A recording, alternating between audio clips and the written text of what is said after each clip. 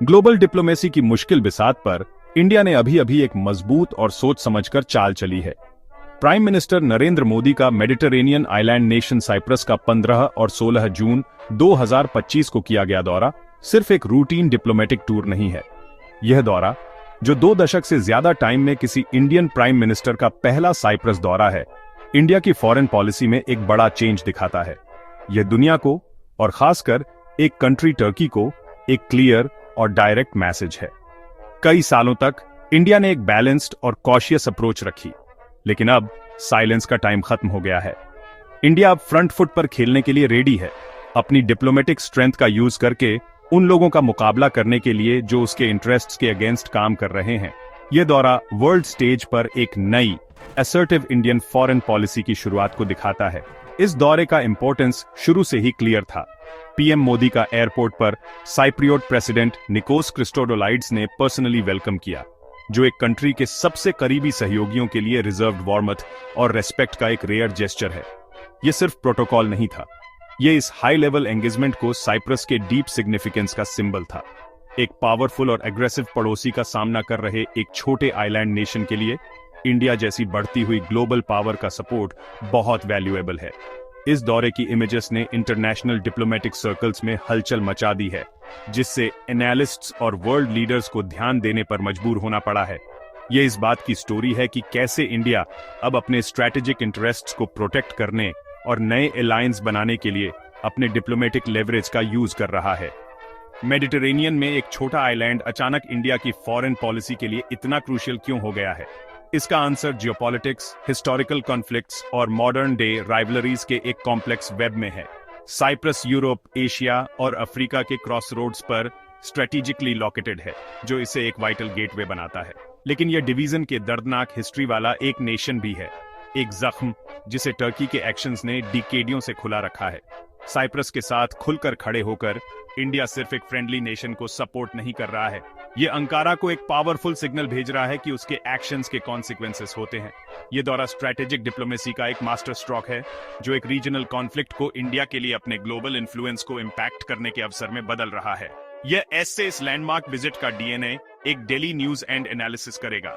हम साइप्रस और टर्की के बीच हिस्टोरिकल कॉन्फ्लिक्ट को एक्सप्लोर करेंगे, समझेंगे कि टर्की के एक्शंस इंडिया के लिए एक प्रॉब्लम क्यों बन गए हैं, और देखेंगे कि पीएम मोदी का दौरा अंकारा के एंटी इंडिया स्टांस का डायरेक्ट काउंटर कैसे है।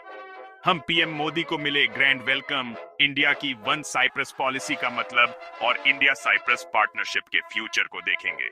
यह सिर्फ एक डिप्लोमेटिक विजिट के बारे में स्टोरी नहीं है, यह एक नए कॉन्फिडेंट इंडिया की स्टोरी है, जो अपने एडवर्सरीज को चैलेंज करने और अपने फ्रेंड्स के साथ मजबूती से खड़े होने से डरता नहीं है।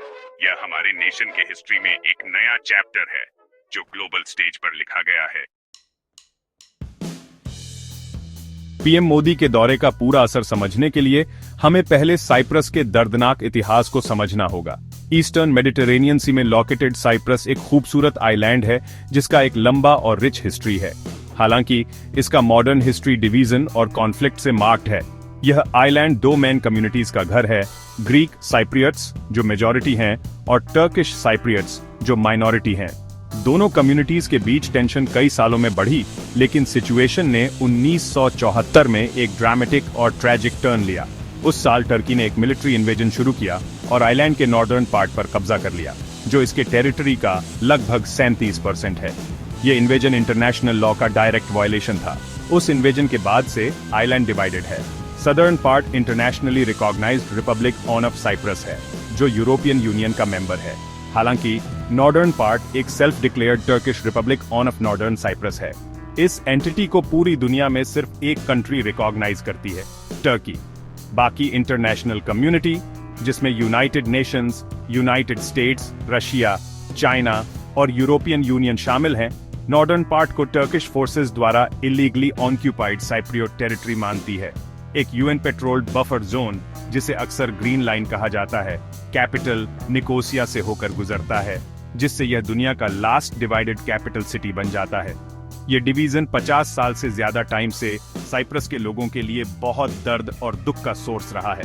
फैमिलीज को डिस्प्लेस किया गया, प्रॉपर्टीज खो गईं और इनजस्टिस की एक डीप फीलिंग कई जनरेशंस तक बनी रही। रिपब्लिक ऑफ साइप्रस ने यूएन रेजोल्यूशंस के बेसिस पर आइलैंड के पीसफुल रियूनिफिकेशन की लगातार मांग की है, जो एक सिंगल सॉवरेन स्टेट की बात करते हैं। दूसरी ओर टर्की ने नॉर्दर्न पार्ट में अपनी मिलिट्री प्रेजेंस बनाए रखी है और हाल ही में 2 स्टेट सॉल्यूशन के लिए जोर देना शुरू कर दिया है, जो इसके इलीगल ऑक्यूपेशन को परमानेंटली लेजिटिमाइज करेगा। इस स्टांस को इंटरनेशनल कम्युनिटी ने रिजेक्ट कर दिया है और यह चल रहे डेडलॉक का प्राइमरी रीजन है। साइप्रस इश्यू टर्की के लिए एक मेजर जियोपॉलिटिकल प्रॉब्लम है। एक ईयू मेंबर स्टेट के एक पार्ट पर इसका लगातार कब्जा यूरोपियन यूनियन में शामिल होने की अपनी महत्वाकांक्षाओं के लिए सबसे बड़ी बाधा है। साइप्रस ने टर्की के मेंबरशिप बिड को ब्लॉक करने के लिए बार बार अपने वीटो पावर का यूज किया है, जिससे अंकारा और ब्रुसेल्स के बीच लगातार टेंशन बनी रहती है। कॉन्फ्लिक्ट सिर्फ एक हिस्टोरिकल इश्यू नहीं है, यह टर्की के लिए एक एक्टिव और ऑनगोइंग जियोपॉलिटिकल चैलेंज है। यही स्पेसिफिक वल्नरेबिलिटी है। टर्की की फॉरेन पॉलिसी में यह डिकेडियों पुराना वाउंड है, जिसे इंडिया ने अब स्ट्रेटेजिकली एड्रेस करने का डिसाइड किया है। साइप्रस को सपोर्ट करके इंडिया टर्किश एस्टेब्लिशमेंट के लिए एक रॉ नर्व को छू रहा है। कई सालों तक इंडिया ने साइप्रस कॉन्फ्लिक्ट पर एक न्यूट्रल और कुछ हद तक दूर की पोजीशन रखी, लेकिन अब यह क्यों बदल गया है? आंसर सिंपल है, टर्की के अपने actions. President Recep Tayyip Erdogan के लीडरशिप में टर्की ने अलग अलग इंटरनेशनल प्लेटफॉर्म्स पर तेजी से एंटी इंडिया स्टांस अपनाया है। इनमें से सबसे सिग्निफिकेंट कश्मीर के इश्यू पर टर्की का ओपन और वोकल सपोर्ट रहा है। यूनाइटेड नेशंस और दूसरे फोरम्स पर प्रेसिडेंट एर्दोगन ने बार बार कश्मीर इश्यू को उठाया है, पाकिस्तान के नैरेटिव को दोहराते हुए और इंडिया के इंटरनल अफेयर्स में इंटरफेयर करते हुए। पाकिस्तान के लिए यह ब्लेटेंट सपोर्ट उन फ्रेंडली रिलेशंस के अगेंस्ट था जिन्हें इंडिया ने हिस्टोरिकली टर्की के साथ बनाए रखने की कोशिश की थी।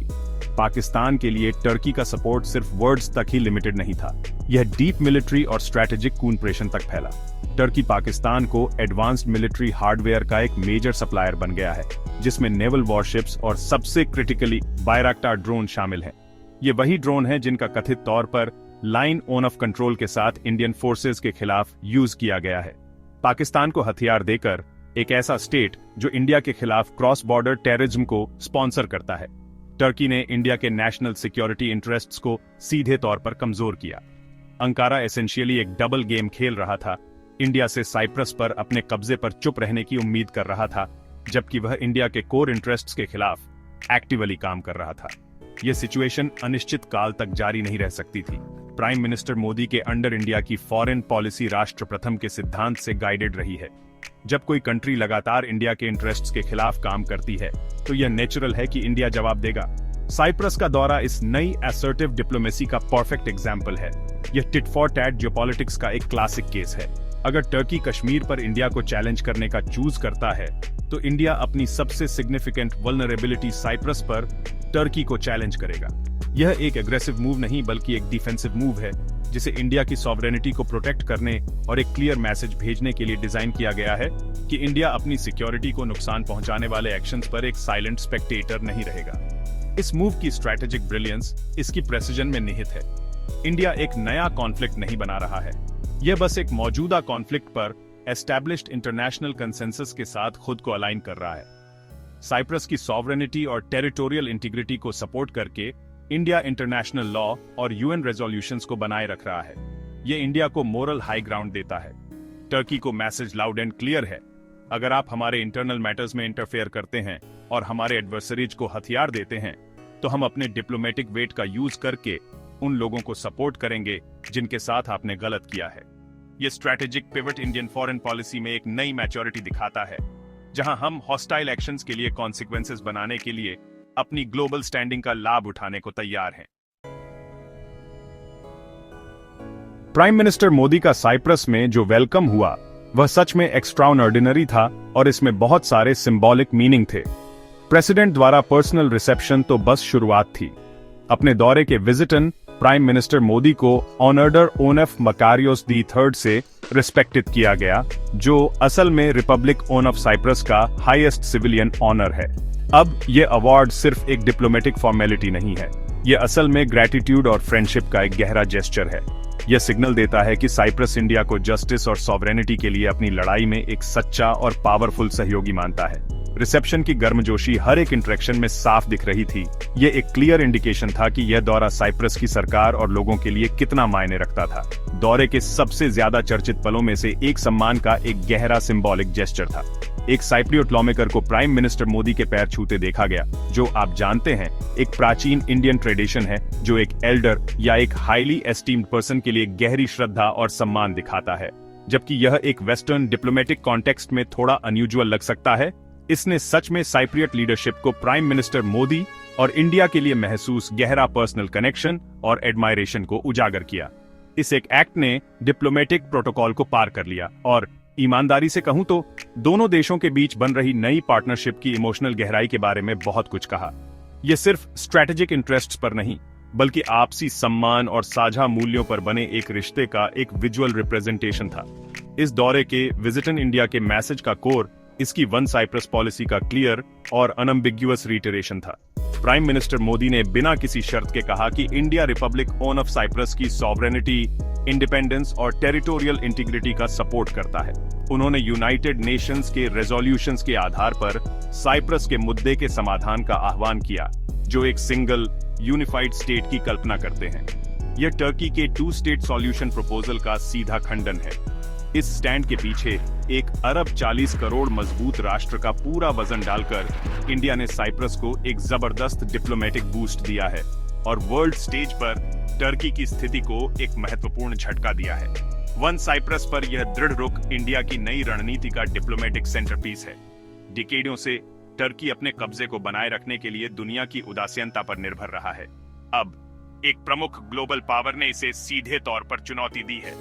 दौरे के विजिट इन साइप्रियोट अधिकारियों ने प्राइम मिनिस्टर मोदी को डिवाइडेड कैपिटल निकोसिया में यूनाइटेड नेशंस पेट्रोल्ड बफर जोन का दौरा भी कराया, जिसमें उन्हें टर्किश कब्जे की वास्तविकता को सीधे तौर पर दिखाया गया। यह एक्ट अत्यधिक सिंबॉलिक था, जो दुनिया को यह दिखा रहा था कि इंडिया सिर्फ दूर से इस मुद्दे पर बात नहीं कर रहा है, बल्कि जमीन पर इससे जुड़ा हुआ है। एक यूनिफाइड साइप्रस के लिए इस सार्वजनिक और पावरशाली समर्थन ने रीजन के भू राजनीतिक गतिशीलता को मौलिक रूप से बदल दिया है। प्राइम मिनिस्टर मोदी का दौरा सिर्फ एक पॉलिटिकल मैसेज भेजने के बारे में नहीं था। यह, आप जानते हैं, फ्यूचर के लिए एक ठोस और मल्टीफेस्टेड पार्टनरशिप बनाने के बारे में भी था। दोनों लीडर्स के बीच हुई बातचीत ने डिफेंस, ट्रेड और टेक्नोलॉजी सहित कई प्रमुख एरियाज में बढ़े हुए कोऑपरेशन के लिए ग्राउंडवर्क तैयार किया। साइप्रस एक मिलिट्री सुपीरियर एडवर्सरी का सामना कर रहा है। उसने इंडिया के साथ अपने डिफेंस टाइज को मजबूत करने में गहरी रुचि दिखाई है। साइप्रस द्वारा इंडियन डिफेंस सिस्टम्स जैसे कि advanced BrahMos supersonic cruise missile को खरीदने के बारे में बढ़ती हुई अटकलें हैं। ऐसे सिस्टम का अधिग्रहण एक गेम चेंजर होगा, क्योंकि टर्की के पास वर्तमान में इसके खिलाफ कोई विश्वसनीय डिफेंस नहीं है, जिससे रीजन में मिलिट्री बैलेंस में काफी चेंज आएगा। इकोनॉमिकली पार्टनरशिप में बहुत क्षमता है। दोनों लीडर्स ने India middle east Europe economic corridor या IMIC पर चर्चा की, जो मिडिल ईस्ट के माध्यम से इंडिया को यूरोप से जोड़ने के लिए डिजाइन किया गया एक विशाल इंफ्रास्ट्रक्चर प्रोजेक्ट है। अपनी स्ट्रैटेजिक लोकेशन और यूरोपियन यूनियन मेंबरशिप के साथ साइप्रस IMIC के लिए यूरोपियन मार्केट में एक प्रमुख पोर्ट और एंट्री पॉइंट बनने के लिए पूरी तरह से तैयार है। इसके अलावा साइप्रस के 2026 में यूरोपियन यूनियन की काउंसिल की प्रेसिडेंसी संभालने के साथ यह India European union free trade agreement के लिए नेगोशिएशंस को आगे बढ़ाने में इंडिया के लिए एक क्रूशियल पार्टनर बन जाएगा। साइप्रस में इंडिया के UPI पेमेंट सिस्टम को लिंक करने और दोनों देशों के स्टॉक एक्सचेंजेस के बीच कोऑपरेशन को बढ़ावा देने के लिए भी एग्रीमेंट्स पर साइन किए गए, जिससे गहरे फाइनेंशियल इंटीग्रेशन का रास्ता साफ हुआ। इस दौरे में एक नई त्रिपक्षीय पहल भी शुरू हुई, India Greece Cyprus business and investment council. इस प्लेटफॉर्म का उद्देश्य तीनों डेमोक्रेटिक नेशंस को एक साथ लाना है, जो ईस्टर्न मेडिटेरेनियन में कॉमन इंटरेस्ट्स शेयर करते हैं। काउंसिल शिपिंग, एनर्जी और डिजिटल सर्विसेज जैसे वाइटल सेक्टर्स में कोऑपरेशन को बढ़ावा देने पर फोकस करेगी। इस त्रिपक्षीय गठबंधन को बनाकर इंडिया एक ऐसे रीजन में इन्फ्लुएंस का एक नया एक्सेस बना रहा है, जो ग्लोबल ट्रेड और एनर्जी सिक्योरिटी के लिए क्रिटिकल है। यह कदम टर्की को और अलग थलग करता है और एक रूल्स बेस्ड इंटरनेशनल ऑर्डर को महत्व देने वाले समान विचारधारा वाले पार्टनर्स के साथ गठबंधन बनाने की इंडिया की क्षमता को दिखाता है। निष्कर्ष में प्राइम मिनिस्टर मोदी का साइप्रस दौरा मॉडर्न डिप्लोमेसी में एक मास्टर क्लास है। यह एक बोल्ड, स्ट्रैटेजिक और निर्णायक कदम है जो वर्ल्ड स्टेज पर एक नए इंडिया के आगमन का संकेत देता है। एक ऐसा इंडिया जो कॉन्फिडेंट, असर्टिव और अपने इंटरेस्ट्स को प्रोटेक्ट करने से नहीं डरता। साइप्रस के साथ मजबूती से खड़े होकर इंडिया ने न केवल एक दोस्त को जरूरत में मदद की है, बल्कि टर्की और बाकी दुनिया को एक स्पष्ट संदेश भी भेजा है। इस दौरे ने इंडिया की फॉरेन पॉलिसी में एक नया चैप्टर खोला है, जहां स्ट्रैटेजिक साइलेंस को स्ट्रैटेजिक एक्शन से बदल दिया गया है। यह साबित करता है कि नए ग्लोबल ऑर्डर में इंडिया सिर्फ एक बैलेंसिंग पावर नहीं होगा, यह एक लीडिंग पावर होगा जो अपने भाग्य को सुरक्षित करने के लिए घटनाओं और अलायंसेसों को आकार देगा।